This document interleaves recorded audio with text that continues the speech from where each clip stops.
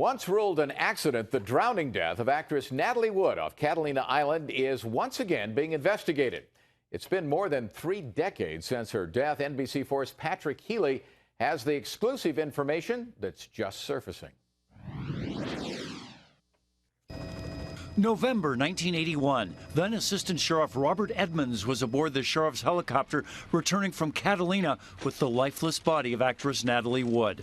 On board as well hours earlier when the airship crew located her floating off the island. You could see the red parka that is clearly visible. He only 1 month older than she, just 43. And I'm just looking at it and thinking, geez, what a tragedy here. I mean, how could this happen? A question that's never been fully answered. Natalie Wood, she'd grown up on screen, married and remarried Robert Wagner. They were the Brangelina of their day.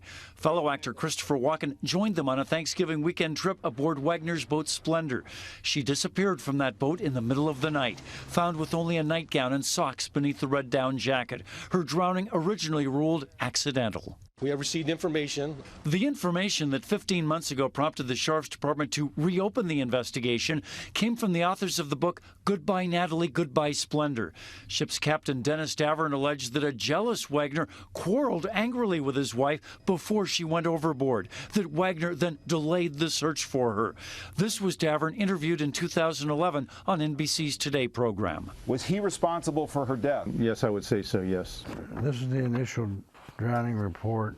Now retired, Bob Edmonds directed the sheriff's response that day 3 decades ago. He's never before spoken of it publicly.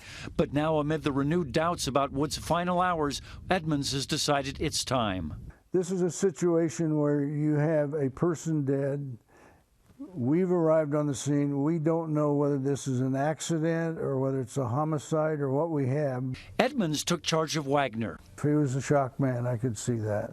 Edmonds said he arranged for the sheriff's helicopter to take Wagner to Long Beach to be interviewed there by the homicide investigator, and then to fly Wagner to Santa Monica, the closest airport to his Beverly Hills home. He said, I'm really concerned about my kids. Davern's co-author Marty Ruley contends Wagner got kid glove treatment, that the case then was not seriously investigated as a possible homicide. Edmonds disputes that.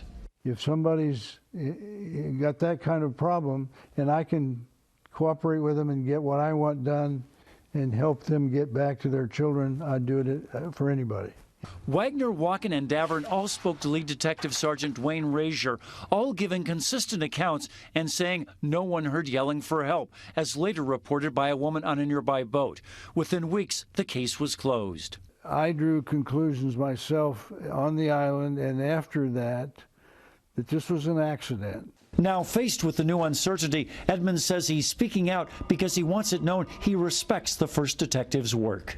The old guy still thinks he did a good job. The coroner's supplemental report changes the cause of Wood's death to drowning and other undetermined factors. The challenge of determining them is up to the new investigation. Patrick Healy, NBC4 News.